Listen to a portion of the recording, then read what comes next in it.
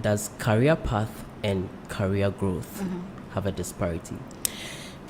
They are not the same thing. Right. If you tell me one is in the other, first is to define what your career path is. Yes.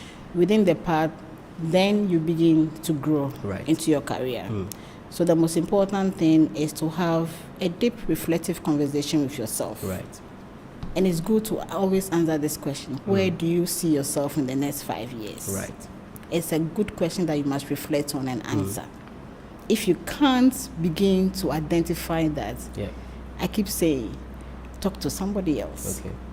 There's nothing shameful by letting someone know that I can't really figure out my career. Yes. But these are my interests. I have 4 or 5 interests. But I think there's a link in between them somehow. Right. Can you help me define my career so I can pursue it? So once it is so clear in your mind that you want to be a medical practitioner, even within that, where is the specialization? Right. Where do you want to focus? Within that, then you identify the educational qualification you need, the experiences you need, the skills you need to begin to grow into that career. Wow. So the first is to think through what you really, really want to become. If you don't get that right, you begin to make mistakes. You start something, you stop. You start the other thing, you stop. You have to have a reflective time and know what exactly you want to become and pursue it. Right. This takes me to the next question, where I would want to ask you about mentorship.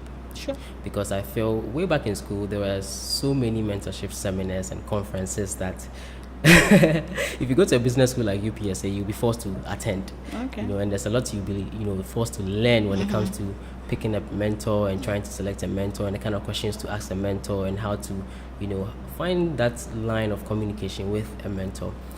Mentorship has played an interesting role in career path for so many, and has led to the downfall of others as well.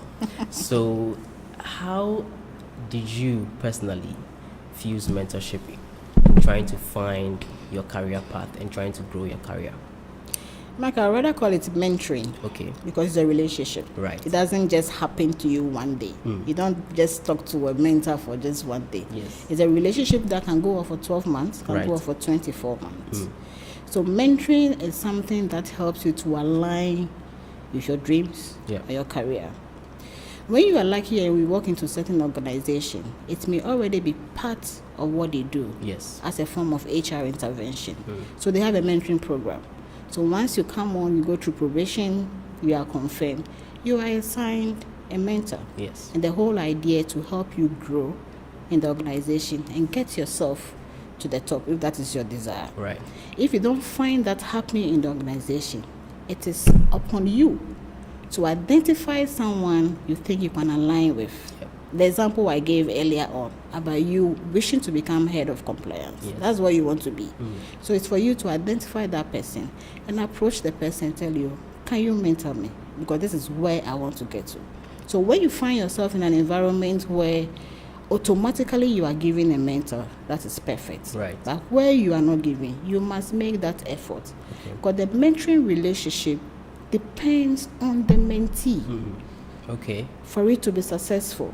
It doesn't depend on your mentor to be successful, because it involves a lot of time. If I had to have a conversation with you, I need to prepare before I meet you. So everything depends on you, the mentee, seeing the relationship very important to you and holding on to it. So it's a positive thing to always want to, especially where you find yourself in a professional organization where you want to grow to become. So it's good to have someone you align with and have conversation with at least once a month. You sit down with your mentor and share, and you must be very open with your mentor. This is your career. There's no point hiding anything about your career. You must be very open and have deep conversation and listen to advice and take the advice. There's one thing about someone recommending something to you. For what you need to do, I think you need to pause and go back to school. You heard that, but you didn't do anything about it within the year, within 2 years. And you come back seeking information and you are at the same level. So it means you didn't take the advice, you didn't do anything about it, but you want to get good results out of it. So when it comes to mentoring, it is time. As the mentee, you must be very serious about it and own the relationship. and remain focused. Don't be distracted along the way. Right. I think that a lot of mentee or mentor-mentee conflicts are as a result of miscommunication, like you mentioned. Now that you've mentioned it, this is exclusive, and I want my audiences to really get or grasp the urgency of the whole topic right here and now. How do you approach a mentor? Let's assume that half of my audiences are not presented with the opportunity of a mentorship program. Many of my viewers are freelancers, or young people trying to grow themselves on their own. So if they have to approach a mentor, what should they do? There's something positive about networking. Right. No matter where you are, no matter what you are doing, you must know people. Okay. You must put in that effort to know people. You must know who to pick a phone to call for something. So there's nothing about living your life all by yourself. You can be freelance. That is what you want to do. Yes. You want to branch out. But you can't work for yourself and by yourself. You have to work with other people. So even your service providers, your third-party suppliers, people that you do business with, your clients, those are your network. Those are the people that you know. And those are people that you can find one person in. Imagine you provided a service for my company, Michael. Yes. I become your client, but a relationship develops out of that. Right. And out of that relationship, you see something positive with me that you like. Nothing stops you from asking me to mentor you, because this is where you see your career going and you need some guidance in it.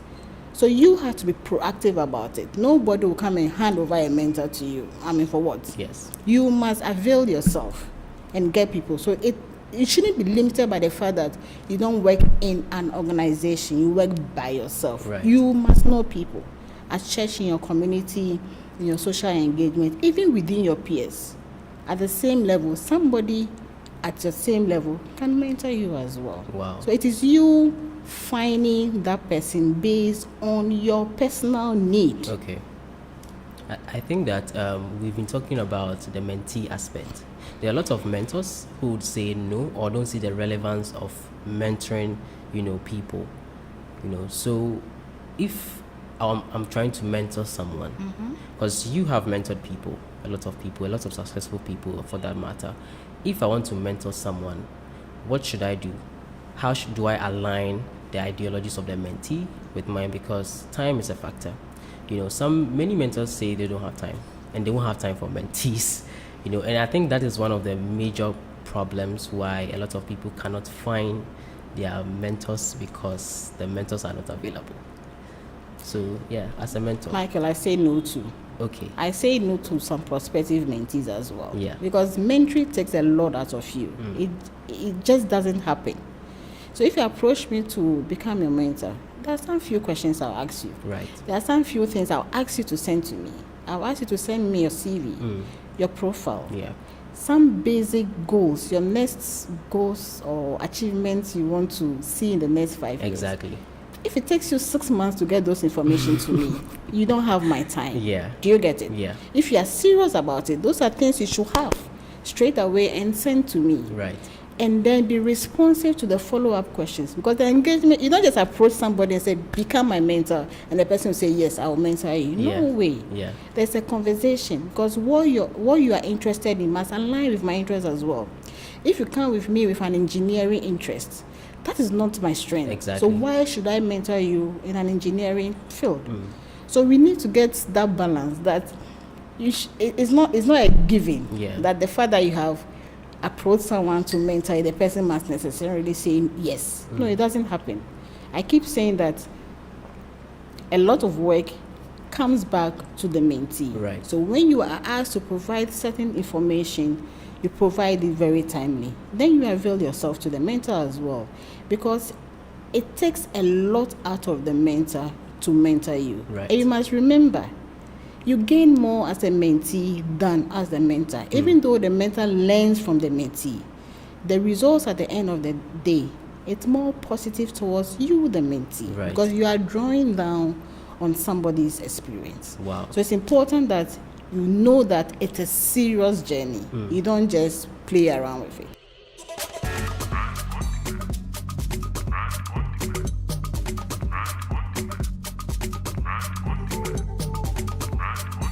This is Dr. Suzy Akupupulampo, CEO of OctaneDC, and this is Brands on Demand. Like this channel and subscribe as well. Thank you.